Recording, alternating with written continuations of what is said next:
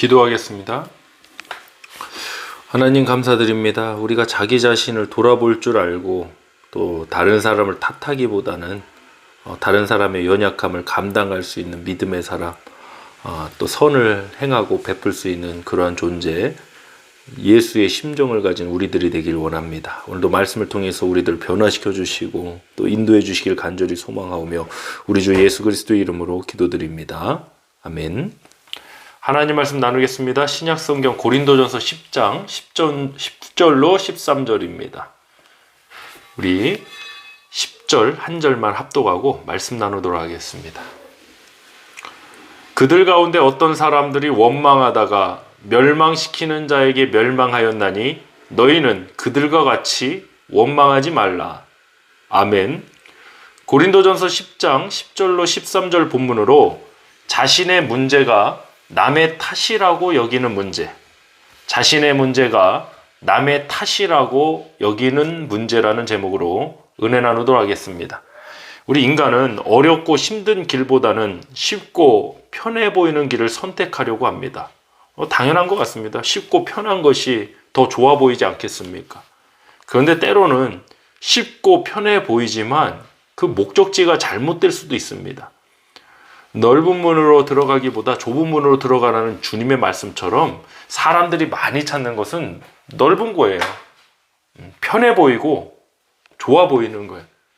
당연한 선택이지만 우리는 결과를 볼 줄 알아야 된다는 거죠. 지금 보이는 것만 가지고 우리가 살아가서는 안 되고 이 길이 어느 곳으로 인도하는 것인지, 정말 이 길이 생명의 길이고 진리의 길이라면 지금은 부족해 보이고 지금은 힘들어 보여도 우리는 그 길을 걸어가야 된다는 것입니다.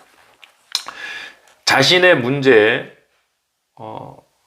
이 내 문제에 대해서 자기 자신을 돌아보고 점검하는 것보다 더 쉬운 방법이 있습니다. 오늘 설교의 제목처럼 자신의 문제가 남의 탓이라고 여겨버리는 겁니다. 그것을 원망이라고 그럽니다. 사실 원망만큼 쉬운 일이 없습니다. 내가 책임지고 내 자신을 돌아보고 이러는 게 쉽겠습니까? 아니면 누구 때문에 누구 탓이다 이러는 게 쉽겠습니까? 당연히 남의 탓을 하는 게 훨씬 쉽습니다. 출애굽한 이스라엘 백성들은 광야 40년의 세월 동안 원망의 순간들이 있었습니다. 원망은 부정하는 것입니다.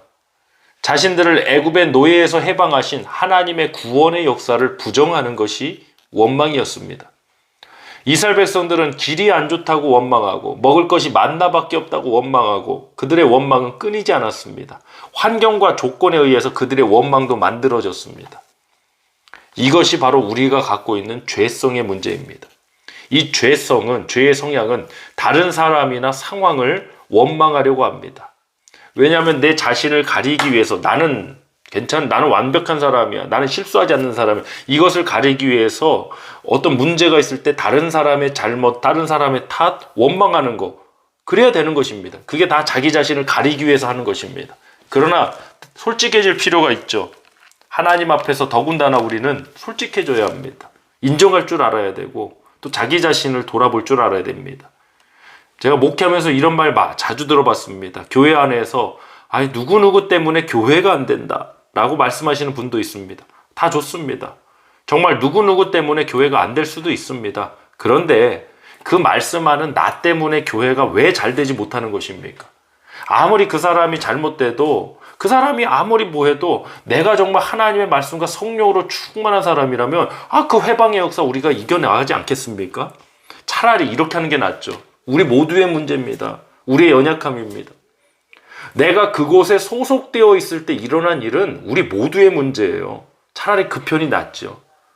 근데 어떤 사람들은 자기가 몸담았던 회사나 교회나 마찬가지죠. 그곳에서 이제 이직을 하거나 나오게 되면 거기는 이게 문제고 저게 문제고 이러는 사람들 주변에서 우리 성도님들 많이 만나보실 겁니다. 그 사람 쉽게 인생 사는 사람입니다. 쉬운 편을 선택하는 사람입니다.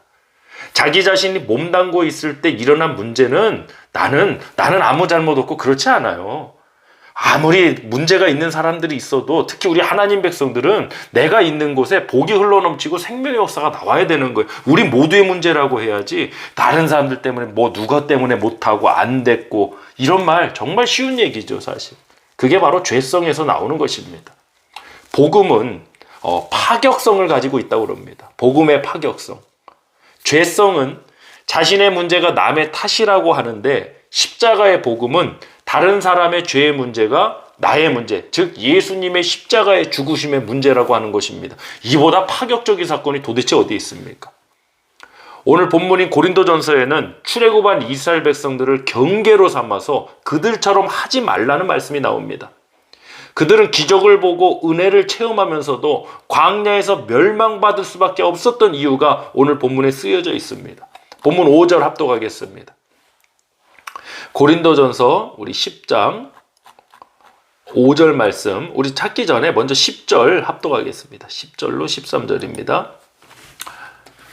그들 가운데 어떤 사람들이 원망하다가 멸망시키는 자에게 멸망하였나니 너희는 그들과 같이 원망하지 말라.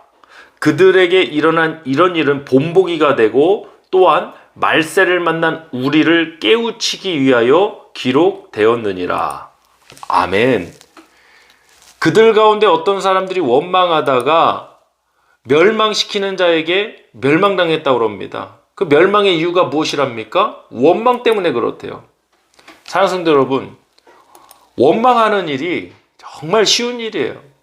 우리 하나님 백성들은 이 원망, 죄성에서 나오는 이 원망으로 가지 않기를 주며 축원합니다. 십자가의 은혜가 우리 가운데 있기를 다시 한번 소망합니다. 본문 5절 합독합니다. 그러나 그들의 다수를 하나님이 기뻐하지 아니하였으므로 그들이 광야에서 멸망을 받았느니라. 아멘. 10절에서는 원망하다가 멸망당했다고 그러고 5절에서는 하나님이 그들의 다수를 하나님이 기뻐하시지 않아서 기뻐하시지 않아서 광야에서 멸망받았다고 그럽니다. 사랑하는 성도 여러분, 원망하는 것은 하나님이 기뻐하시지 않습니다. 또 다수를 기뻐하지 않으셨다고 그럽니다. 숫자가 많다고 전부가 아닙니다. 다수가 항상 옳은 것도 아닙니다. 하나님이 기뻐하시지 않는 이유가 무엇입니까? 10절 이하 말씀 보면 우상 숭배하고 음행을 하고 하나님을 시험했습니다. 저는 원망의 뜻이 이럴 것이라고 생각합니다. 원망은 원 없이 망하는 지름길이다. 광야에서 이스라엘 백성들이 먹을 것이 없고 마실 것이 없어서 멸망당하지 않았습니다. 40년 세월 동안 수백만 명이 먹을 거 마실 거 없어서 멸망당하지 않았어요. 그럼 왜 멸망당했습니까? 원망하다가 멸망했습니다. 저와 여러분도 멸망의 길로 가지 않아야 됩니다. 원망하지 말아야 됩니다. 나의 문제가 남의 탓이라고, 특히 하나님 때문이라고 우리 하지 말아야 됩니다. 자, 이거 한번 들어보세요.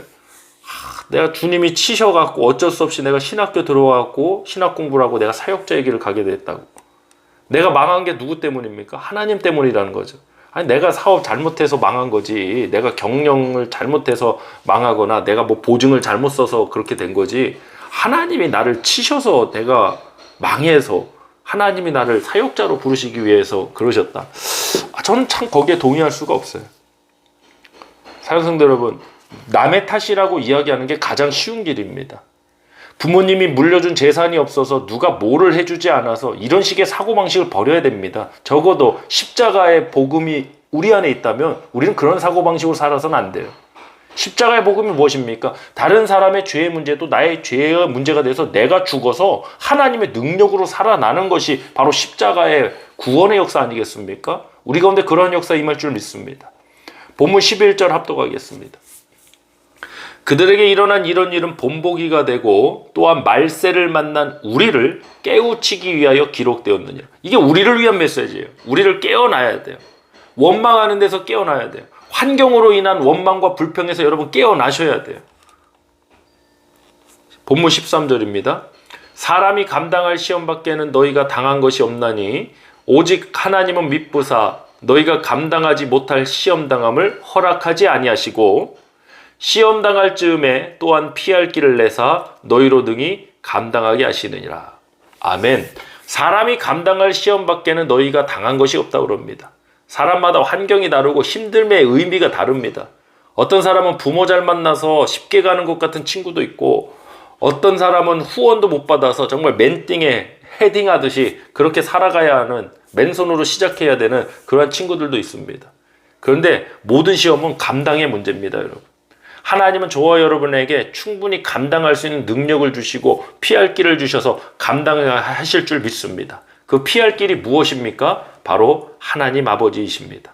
사랑성도 여러분, 자신의 문제가 남의 탓이라고 여기는 문제에 대해서 오늘 설교 말씀 나눴습니다.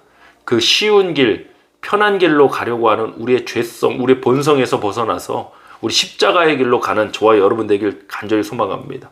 남의 탓, 누구 탓, 무슨 문제, 그 말하기 참 쉽습니다.